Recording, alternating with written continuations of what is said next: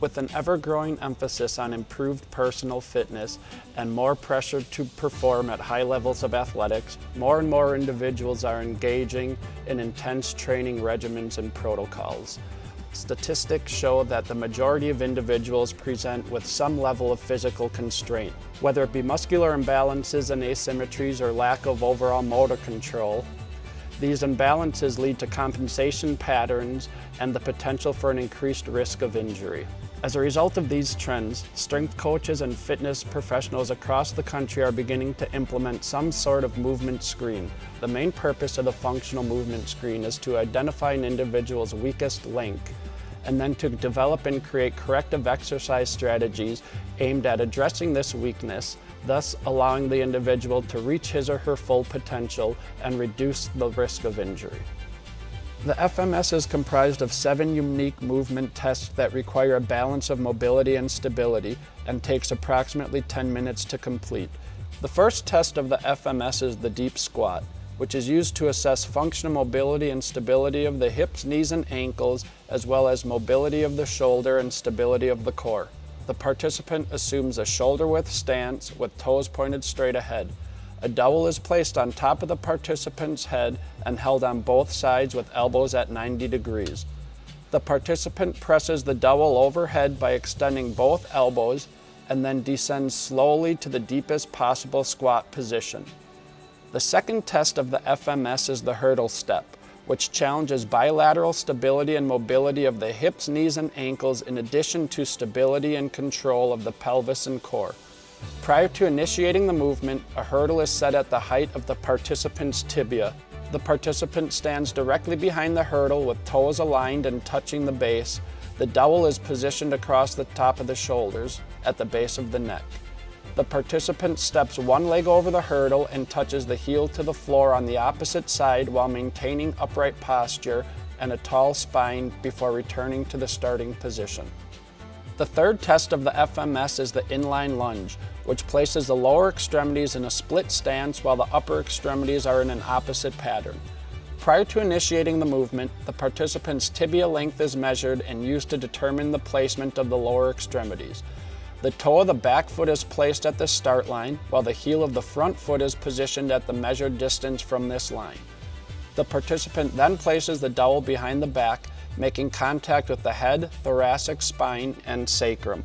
The participant lowers the back knee to touch the board directly behind the heel of the front foot before returning to the starting position. The fourth FMS test is the shoulder mobility reach, which indicates bilateral shoulder range of motion.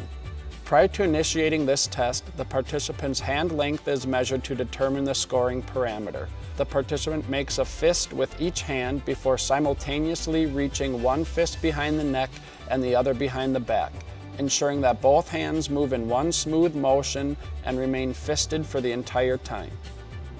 The fifth FMS test is the active straight leg raise, which is used to identify active mobility of the flexed hip as well as available extension of the alternate hip. This movement challenges the participant's ability to dissociate the lower extremities while maintaining pelvic and core stability.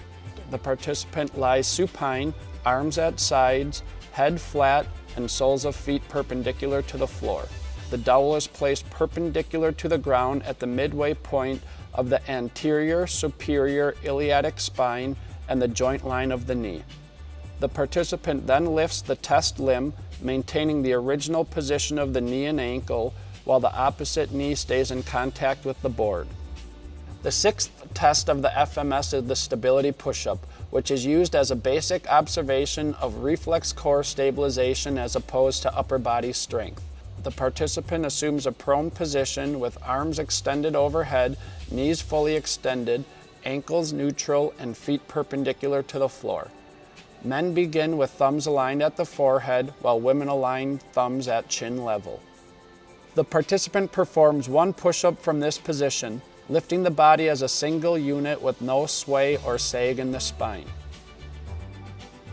The seventh and final test of the FMS protocol is the rotary stability pattern, which requires multi-plane pelvis, core, and shoulder girdle stability during a combined upper and lower extremity movement while demonstrating reflex stabilization and weight shifting in the transverse plane. The participant gets into a quadruped position with the FMS board between the hands and knees parallel to the spine. Shoulders and hips should be at 90 degrees with ankles neutral and feet perpendicular to the floor.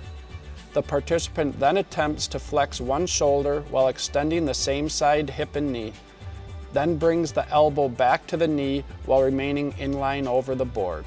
Once the FMS is concluded, the results can be interpreted and used to develop the corrective exercise strategy. Collectively, the FMS and the corrective exercise system can be used to enhance an individual's ability to move efficiently, thus improving his or her performance and reducing the likelihood of injury in the training or competitive setting.